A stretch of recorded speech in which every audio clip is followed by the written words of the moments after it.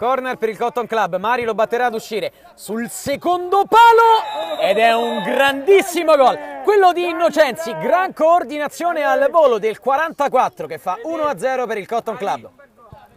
Sul pallone c'è Campani, parte il suo sinistro De Angelis, palla che rimane lì e di testa è il pari del capitano del gruppo Project Team Immobiliare, segna Negro l'1-1 sugli sviluppi del calcio di punizione. Valentini, Tinazzi va da Blandino, finta il tiro, Blandino, il tiro è deviato, tutto solo! Fernetti, liberato dalla deviazione di fronte a Vassalli, fa 2-1 per il Cotton Club.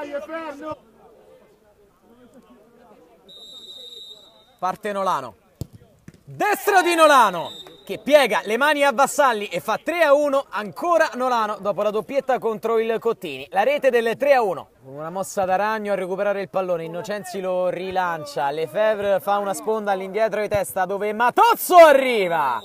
Fa un gran gol con il rasoterra Mancino, il numero 11 del Cotton Club che chiude il conto 4-1.